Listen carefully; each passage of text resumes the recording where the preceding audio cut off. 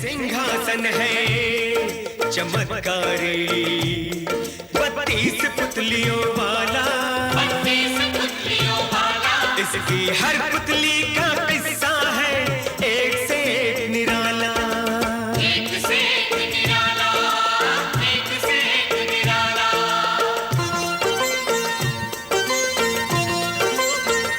बड़ी दिलचस्प है बच्चों पुरानी ये कथा माला, बड़ी दिलचस्प है बच्चों पुरानी ये कथा माला। इसमें हर बार मिलेगा तुम्हें मनोरंजन का मसाला, मनोरंजन का मसाला। सिंहासन 32, सिंहासन 32, सिंहासन 32।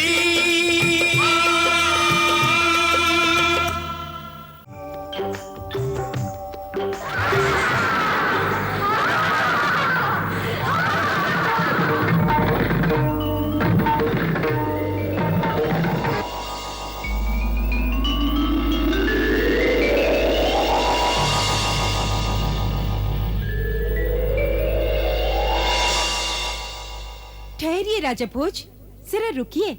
कहाँ जा रहे हैं? न्याय में परम न्यायी, वीरों में परम वीर, महाराज विक्रमादित्य के सिंहासन पर बैठने? नहीं राजा भोज, तुम इस सिंहासन पर बैठने के योग्य नहीं हो। जरा सोचो तो, ऐसा कौन सा गुण है तुम में जो तुम्हें इस 32 पुतलियों वाले सिंहासन पर बैठने के योग्य बनाता है? है कोई ऐसा गुण? रुको, मैं तुम्हें महान सम्राट वीर विक्रमादित्य की कहानी सुनाती हूँ।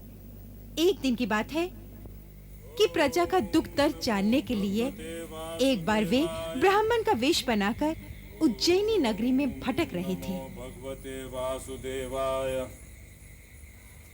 ओम नमो भगवते वासुदेवाय। प्रणाम ब्राह्मण देवता। सुखी रहो।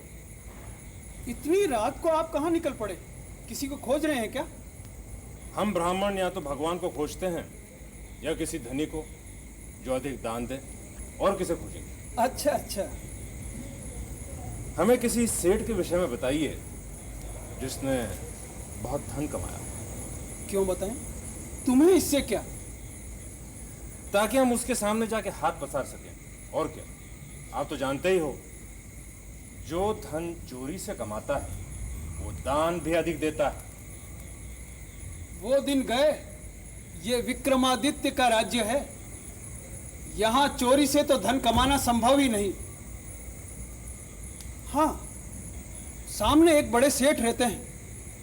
उनका लड़का बहुत बड़ा व्यापारी है, देश देश भटकता है। उसने बड़ा धन कमाया है। अच्छा। ओम नमो भगवते वासुदेवाय। हमारे घर में तेरे लिए कोई जगह नहीं है। ये क्या कर रही है? मैं आपकी बहू हूँ। अरे कैसी बहू और कहाँ की बहू? न जाने किसका बच्चा उठा लाई है और कह रही है कि मैं बहू। अरे निकल यहाँ से कहती हूँ। ओम नमो भगवते वासुदेवाय। ये आप क्या कर रहे हैं? तुम चुप रहो जी। अपने घर की लक्ष्मी को अपमान करके निकालना पाप है। ये बहू नहीं है, हम इसे बहू नहीं मानते। ये हमारे लड़के के साथ इसका कोई संबंध नहीं। जब से विवाह होकर घर में आई, हमारे लड़के से मिली भी नहीं कभी, फिर भी मां बन गई और कहती है कि मैं आपकी पुत्रवधू हूँ। कहाँ की पुत्रवधू? ये क्या रहस्य है देवी जी? तुम बीच में मत बोलो ब्राह्मण देवता, ये हमारे घर की बात है। विचित्र स्थिति है। देखिए, मेरे पति के आने तक मुझे यही रहने दीजिए। वो आएंगे तो वे भी मानेंगे कि ये उनका पुत्र है। मुझ पर इतना अत्याचार मत कीजिए। अरे हम सच्चाई जानते नहीं क्या? हमें क्या सिखा रही है? मेरी बात मान लीजिए, मैं सच कह रही हूँ। अरे जा जा, चिंता कहीं की, निकल यहाँ से। चल जा यहाँ से, चल। जा यहाँ से। ओम नमो भगवते वासुदेवाय। अब आप क्या करेंगी? कहाँ जाएंगी? कहीं भी जाऊं, कुछ भी करूं, तुम्हें इससे क्या? देखिए देवी जी, अन्यथा न समझिए। ब्राह्मण पिता के समान होता है। आप मेरी बेटी की तरह हैं। इस कष्ट में मैं आपकी सहायता करना चाहता हूं। रात का समय है। तो फिर मुझ पर एक कृपा कीजिए, मुझे मेरे पिता के पास पहुंचा दीजिए। अवश्य देवी जी। ओम नमो भगवते वासुदेवाय। ओम नमो भगवते वासुदेवाय। चलिए, आप मुझे सच बात बताएंगे? आप कहते हैं कि आप बहू हैं, ये बच्चा आपका है, लेकिन आपके ससुर कहते हैं कि ओम नमो भगवते वासुदेवाय, कि ये बच्चा। देख ब्राह्मण, तुझे चलना है तो चुपचाप चल, नहीं तो मैं अकेली चली जाऊंगी। तुझे हमारे परिवार से क्या करना है? चलिए चलिए। ओम नमो भगवते वासुदेवाय। ओम नमो भगवते वासुदेवाय। ये मेरे पिता का घर है, लाइए इसे मुझे दे दीजिए, आपको बहुत कष्ट हुआ। ओम नमो भगवते वासुदेवाय। मुझे कोई कष्ट नहीं हुआ, लेकिन कृपया जाते जाते मेरी एक बात सुन लीजिए। कहिए। जीवन में अन्याय करना या अन्याय सहना दोनों ही पाप है। सच को आप छुपाएं या आपके पति या आपके ससुर, वे सभी दोषी माने जाएंगे। तो फिर मैं क्या करूं? समाज में अपने ससुर के विरुद्ध ढंडोरा पीटती फिरूं? देखिए, यहां राजा विक्रमादित्य जैसा न्यायी राजा राज करता है। राजा पिता की तरह होता है। आपके साथ जो भी अत्याचार हो रहा है, उसकी कथा आप जाके राजा विक्रमादित्य को सुना दीजिए। वे न्याय कर देंगे और आपको जो सम्मान मिलना चाहिए वो मिलेगा। ब्राह्मण देवता, आपने मुझे जो सीख दी है मैं वैसा ही करूंगी। मैं कल ही अपने पिता को लेकर महाराजा विक्रमादित्य के दरबार में जाऊंगी और न्याय की दुहाई दूंगी। ओम नमो भगवते वासुदेवाय। बस आपको यही तो करना चाहिए। प्रणाम। सौभाग्यवती भव।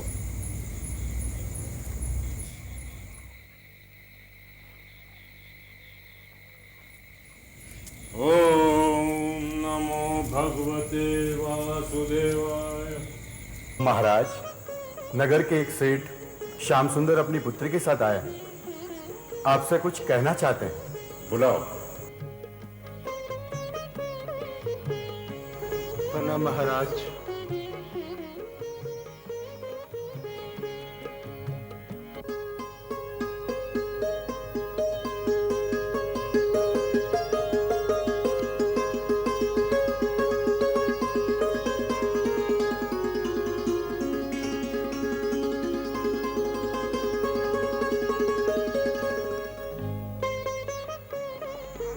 यदि मैं भूल नहीं कर रही तो आप वही हैं जो कल रात्रि। ओम नमो भगवते वासुदेवाय।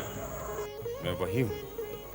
अब कहो, क्या बात थी जो तुम्हारे ससुर ने कल रात तुम्हें अपमानित कर घर से बाहर निकाल दिया? मैं जिस दिन से उस घर में बहू बनकर गई महाराज, मेरे पति मुझे कभी नहीं मिले। मेरे जाते ही मुझे तलघर में सदा के लिए बंद कर दिया गया। आपके पति की आज्ञा से आपको जीवन भर इस तलघर में बंद रखा जाएगा। मगर क्यों? मैं बहू हूं इस घर की, मुझे यहाँ बंद करके रखने के लिए विवाह करके लाया गया है। मेरे पति कहाँ हैं? मैं उनसे मिलना चाहती हूँ। आप उनसे कभी नहीं मिल सकेंगी बहू रानी। क्यों? क्या अपराध किया है मैंने? बहुत बड़ा अपराध किया है आपने। सुना है विवाह के पूर्व आप कहा करती थी कि पुरुष की अपेक्षा स्त्री अधिक चतुर और बुद्धिमान होती है। हाँ, कहा करती थी और अब भी कहती हूँ कि स्त्री पुरुष की अपेक्षा अधिक चतुर और बुद्धिमान होती है। मूर्ख लड़की, तेरे इसी अभिमान का दंड तुझे जीवन भर मिलेगा। जिस दिन से मेरे पुत्र ने सुना है कि तुम लड़की होकर इस तरह की बातें करती हो, तो उसने आग्रह किया कि वो तुमसे विवाह करना चाहता है और हमें मानना पड़ा। अब वो तुझे जीवन भर इसी तलघर में बंद करके रखेगा, ये देखने के लिए कि तुम कितनी बुद्धिमान हो, कितनी चतुर हो। स्त्री को अपनी मर्यादा का ध्यान रखना चाहिए। जो मर्यादा उल्लंघने की चेष्टा करती है, उनकी यही दुर्दशा। भोजन मिलेगा, कपड़े मिलेंगे, नहीं मिलेगा तो पति नहीं मिलेगा। फिर तुमने क्या किया? मैं क्या करती महाराज, तलघर की दीवारों में बंद समय बिताती रही। आपने कभी अपने बेटी की सुधि नहीं ली? हम कई बार गए महाराज, पर कभी हमें अपनी बेटी से मिलने नहीं दिया गया। एक बार उस परिवार की एक दासी ने बड़ी दया करके इसका एक पत्र लाकर मुझे दिया, जिससे पहली बार मुझे अपनी बेटी की दुर्दशा का पता चला महाराज। फिर आपने क्या किया? इसने मुझसे अपने पत्र में कहा था कि मुझे छुड़ाने का कोई प्रयत्न आप ना करें और ना ही ये बात किसी दूसरे को बताई जाए। क्यों? मैं अपने ससुराल की या अपने पति की बदनामी नहीं करना चाहती थी महाराज। फिर?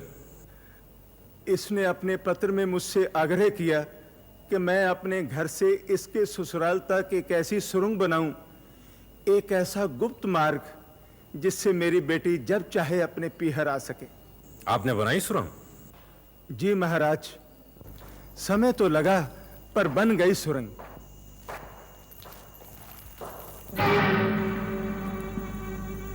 पिताजी। बेटी, मेरी बेटी। तब मैंने ठीक से जाना कि मेरी बेटी किस कष्ट में जी रही है। मैं उसी सुरंग से इसे अपने घर लेकर आया। ये हर दिन कुछ समय के लिए उसी सुरंग से मेरे घर आती और वापस अपने ससुराल के कैद खाने लौट जाती। बड़े दिनों के बाद मेरी बेटी के चेहरे पर मुस्कान लौटी और उसने खुली हवा का अनुभव किया। इस पूरे समय तुम्हारा पति तुमसे विरक्त बना रहा? उसने तुम्हें देखने का, जानने का, चिढ़ाने का या दुखी करने का भी कोई प्रयत्न नहीं किया? मुझे कुछ नहीं पता महाराज। उनके विषय में कोई बात जानने, पूछने का मेरे पास कोई साधन नहीं था और वे दासियां भी मुझे कुछ बता नहीं सकती थी। पहली बात तो यह है महाराज कि मेरा दामाद अपने व्यापार व्यवसाय के चक्कर में अधिकतर नगर के बाहर ही चला जाता है। नगर में रहता भी है तो उसका अधिकांश समय अपनी मित्र मंडली के साथ घर के बाहर ही बीतता है। हाँ, तो आगे कहो, फिर क्या हुआ?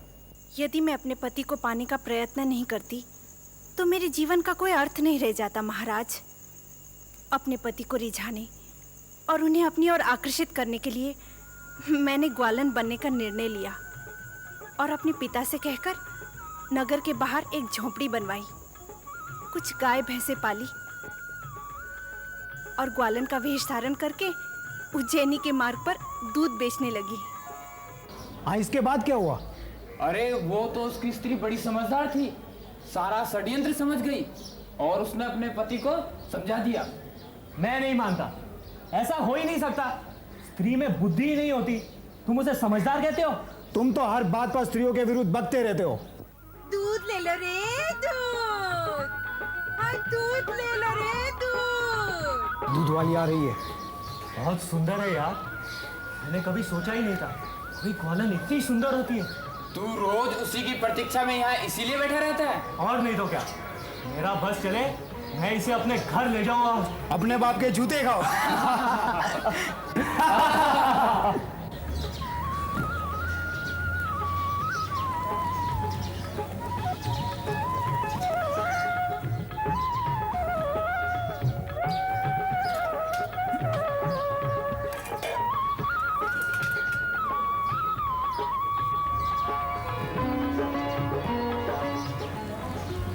दूध ले लीजिए ना मालिक जी, थोड़ा सा ही बचा है। अब इसे लेकर मैं कहाँ जाऊंगी? ला दे, इधर ला।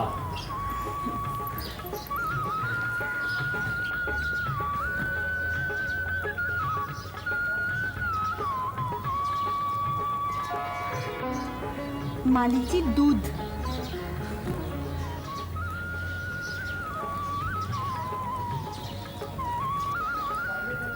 हाँ, अब बोल, कितने दाम हुए? अरे काहे का दाम सेठ, फिजूल फेंकने में चला जाता, इससे अच्छा हुआ तुमने पी लिया। ये लो। अरे वाह बड़ी सेठ, पाव भर दूध का इतना दाम तो मुझे पहले कभी किसी ने नहीं दिया। हमें और ज्यादा दूध चाहिए तो मिलेगा ना? अरे क्यों नहीं सेठ, तुम कहो और मैं ना करूं, ऐसा कभी हो सकता है? रहती कहाँ है तू? नगर द्वार के पास मेरा ठान है, वहीं मेरे गाय डोर बंधे रहते हैं। आ जाऊंगा सूरज डूबने पर। हाँ, अवश्य आइएगा, मैं रास्ता देखूंगी। सच कहती थी तुम, स्त्रियां पुरुषों से अधिक होशियार होती हैं। फिर क्या हुआ? वो आया? क्यों नहीं आता महाराज? वो मुझे अपनी विवाहिता पत्नी थोड़ी ही समझता था जो अकड़ दिखाता। उसे तो आ नहीं था। दूध का तो सिर्फ बहाना था। उसे तो ग्वालन की तलाश थी और मुझे भी उसे दूध थोड़े ही बेचना था। मुझे भी अपना पति चाहिए था। ऐसे ही बड़ा समय बीता महाराज। हर रोज ससुराल से सुरंग में होती हुई मैं पीहर आती और ग्वालन का वेश धारण करके उनके साथ समय बिताती। वो तो दूध बेचने वाली का प्रेमी। उसने मुझे कितने जेवर भेंट किए, कितना धन दिया और सचमुच मुझे बड़े सुख से रखा। फिर एक दिन जब वो मुझसे वहां मिलने आया महाराज, तो वहां ना वे गाय भैंस थी, न वो ग्वालन और ना ही उसकी झोपड़ी। यहाँ वहां पूछता ही रहा कि वो ग्वालन कहाँ गई, पर किसी को पता हो तो जवाब दे। किंतु तुम अदृश्य क्यों हो गई? ये मां बनने वाली थी। अब यश ही फैलता, ये बदनाम होती और मेरा दामाद तो होता ही। मैंने इन दोनों का मिलना जुलना बंद कर दिया। और एक दिन दासियों ने भोजन देने के लिए दरवाजा खोला तो देखा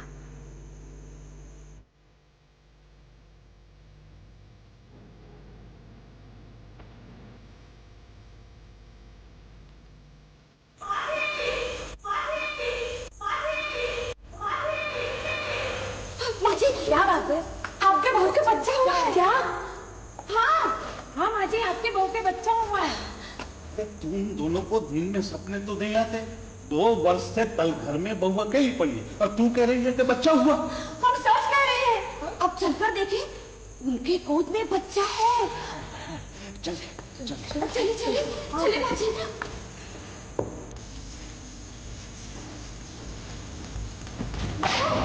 ये बच्चा किसका है? मेरा है। आखिर मैं आपकी बहू हूँ और किसका होगा? मेरा और मेरे पति का।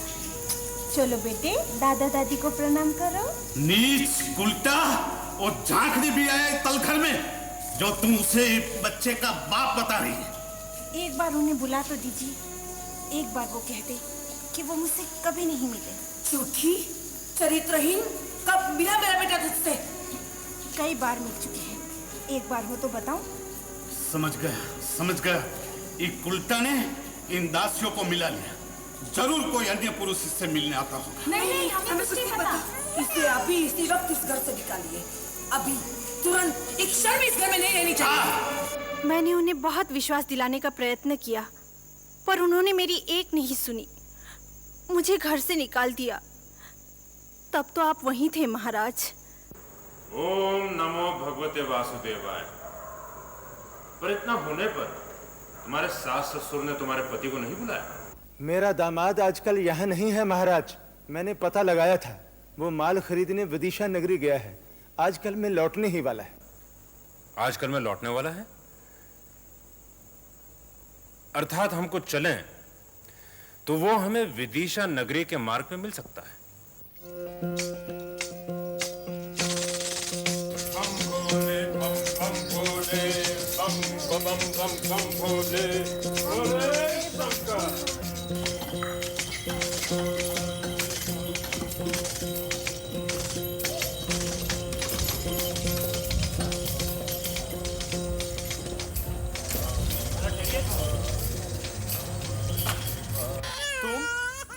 तुम यहाँ इस रूप में? मैं और क्या करती? इसके सिवा और कोई रास्ता नहीं था। मेरा जोगन हो जाना ही ठीक था। तुम एकाएक मुझे छोड़कर कैसे चली गई? मेरे लिए और कोई मार्ग न था। इसे देखो, तब मैं तुम्हारी इस बच्चे की माँ बनने वाली थी। मेरी तो बदनामी होती, साथ में नगर में तुम्हारी भी बदनामी होती। इसलिए मैंने सोचा इस प्रेम कथा का यही अंत हो जाना चाहिए। पुत्री, ये पुरुष कौन? ये मेरे प्रेमी है, मेरे सब कुछ है, मेरे इस बच्चे के पिता हैं। सुखी रहो। जब ये हमारे आश्रम में आई, ये मां बनने वाली थी। बहुत दुखी थी, आत्महत्या का सोचती थी। हमने कहा नहीं, ऐसा नहीं होगा। बच्चे को जन्म देने के बाद ये जोगन बन गई। ठीक ही था, प्रेमी छूट जाने के बाद इसका इस दुनिया में था कौन? नहीं बाबा, अब ये जोगन बनकर नहीं रहेगी। मैं इसे कब से खोज रहा हूँ। मुझे इनके साथ जाने की आज्ञा दीजिए बाबा। यदि ये तुम्हें बहू मानकर अपने घर ले जाए तो हम ये आज्ञा दे सकते हैं। मुझे स्वीकार है। तो जाओ, अपने माता पिता से कहकर हमारे स्वागत की तैयारी करो। हम कल प्रातः तुम्हारे घर आएंगे।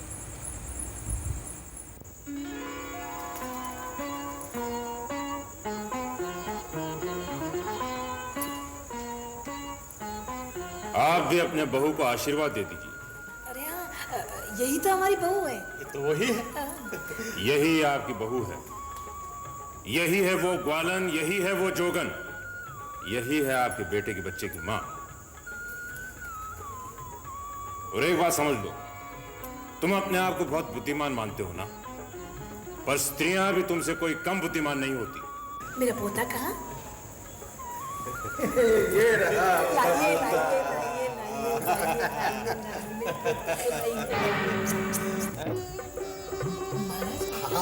महाराजा विक्रमादित्य की जय। महाराजा विक्रमादित्य की जय। सुनी कहानी राजा भोज? ऐसे थे सम्राट विक्रम, मनुष्यों में देवता, परम साहसी, परम न्यायी। राजा के नाते यदि कोई भी गुण तुझ में है तो निश्चित ही सिंहासन पर तेरा अधिकार है। यदि नहीं है तो आगे पैर मत रखना। ये सिंहासन है चमत्कारी, 32 पुतलियों वाला, इसकी हर पुतली का